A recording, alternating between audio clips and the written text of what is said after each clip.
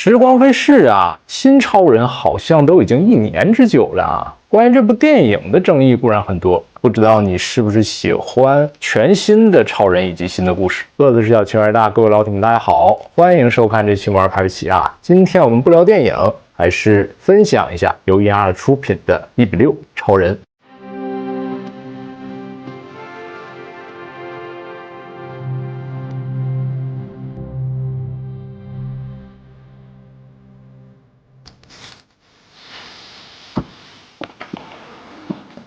整体包装还是保持了1·2的一贯的一个高水准。这个盒子采取了类似于新超人海报或者主题深蓝到白的一个渐变过渡，摸起来的话磨砂的那种感觉啊，手感来讲还不错。在这种材质下，它的这个包装风格直接看上去啊，肉眼感觉就会有很强的颗粒感，贴近于电影或者说海报的那种质感。正面的超人 logo， 背面是这个超人悬浮的一个造型啊。这个盒子包装依旧是能给一个高分。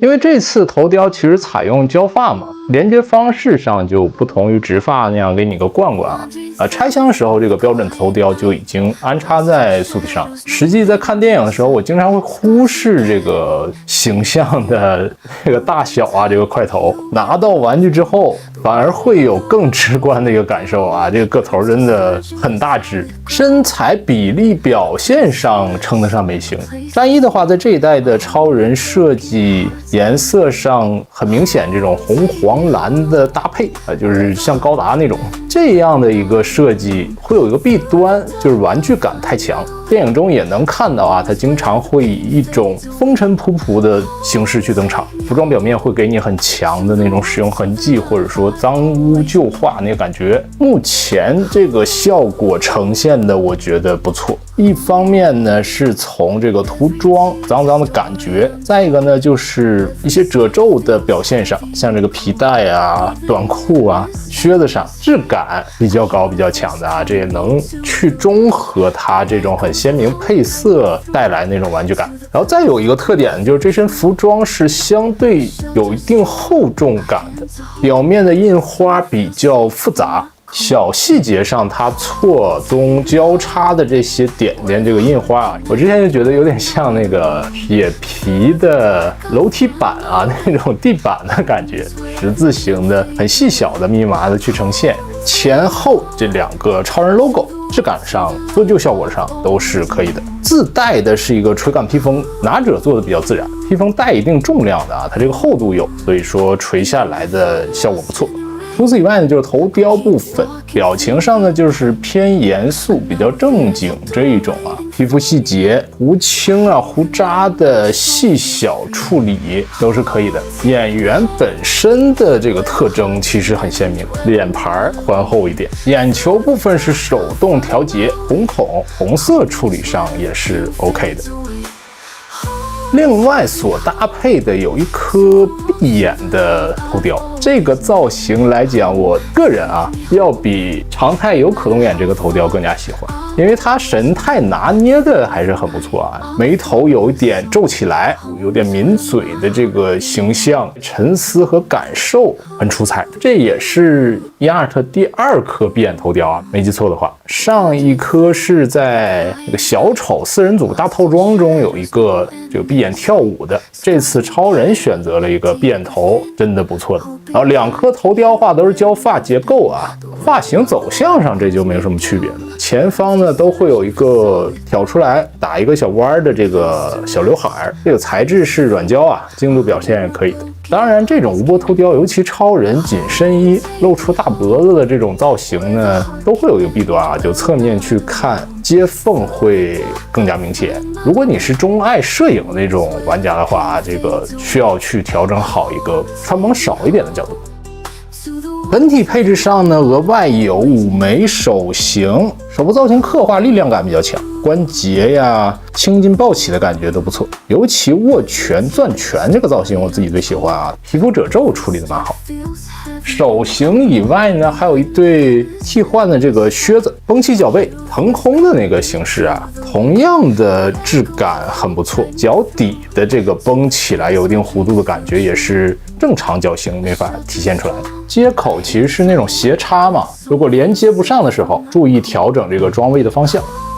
额外还有一个造型披风做替换，边缘处有比较重的铁丝，刚刚拆箱状态它会折叠的比较狠，一定要自己打理，做一些弧度才能去体现随风飘荡的自然感觉。首次拆卸的时候啊，这里要注意小心拽出来这个卡扣啊，刮到外层这个胶衣，不要太暴力的去拉扯。然后也不能说是配件啊。另外一个角色啊，这个小克偏硬的那种，有点雕像那种感觉的，支出来的耳朵啊，这4条腿啊，就千万不要摔到了，我觉得会摔碎。红色披风边缘处有铁丝，可以自己进行一定的调整。耳朵的话，有针对于电影中的形象做出还原，这个相比于以往的动物形象会更好一点啊。动作的话还是有点悠闲。最后的话是地台，这次这个台子很沉，和那个狗狗材质可能相似啊。巨大晶体对着光线去看，会有这个不同角度的反射。正前方呢也有超人的 logo， 包含两侧的这个精装结构。前方这个不是透明的啊，但它会涂一点类似于银色反光的那种镜面效果，很漂亮啊。这个和超人本身搭上的话，增色很多。把中间这个小块的晶体拿掉，安插支架，配了一个小的晶体，你需要去穿过这个小晶体，再连接到下面这个孔洞上。之所以这个圆孔给的比较大，是因为要连接这个浮空造型的支架。和之前亨超相似的结构，就是它是一个透明的这种圆柱体，通过上端的这个六边形结构插在超人的背部。好处的话一眼就可见啊，无论从质感上还是防穿帮的效果上，都比传统那种黑黑的软管呢要观感上来讲好很多啊。但是缺点呢，就是无法调整超人的角度，向前飞啊，向后飞啊，左右去飞的那种。但是对于1:6的产品来讲啊，那种需求相对会更少一点吧。我是更喜欢这种展示的方式。连接好之后的话，整体高度在43厘米左右啊，因为块头比较大，然后这个支架也支得很高嘛，你需要一个更大的空间去展示。除此以外呢，针对这款产品可能大家会问的2点啊，我现在能想到的，一个是胶衣在动态造型下会不会有褶子，这种材质一定会有的啊，说实话。所以我一直不建议大家把这个胶衣在日常站柜的时候太多的做这种曲肘啊、屈膝啊这种留痕的同时，要小心粘连。再一个呢，就是可动展现上啊，胶衣加大肌肉的这种玩具对于可动其实是最不友好的啊，所以我也可以直接跟大家说啊，就是侧重于静态展示而服务的，它就注定不是一个让你去爽掰呀，拿在手里咔嚓咔嚓给它做一些动作那种玩具了。总结一下啊，这款超人我拆箱之后，目前的感受上，整体它的质感很不错。这一点其实是之前没有感觉的啊，因为一直觉得这一代超人的设计怎么说很复古吧，颜色搭配这个红黄蓝太鲜明了啊。但实际做成玩具，还像我说的，它在涂装效果以及这些褶皱的拿捏、这些小的印花上做出了很充分的设计，因此一体看上去它的那个真实感很强，就很贴近于电影里面实际的戏服，或者是在电影滤镜下呈现的那种效果。闭眼头雕的展现下呢，它整体造型就会比较有意境，甚至要比可动眼还要更加鲜活、更加灵动一点啊，可以这么说。也通过这个一体替换的靴子，增添了更加好的观感。实际上手之后，这个大体格、大块头，加上这一身战服，感受上是很厚重，摆放起来呢，甚至有一点小雕像啊，或者现在流行那种叫做轻雕像的效果展示。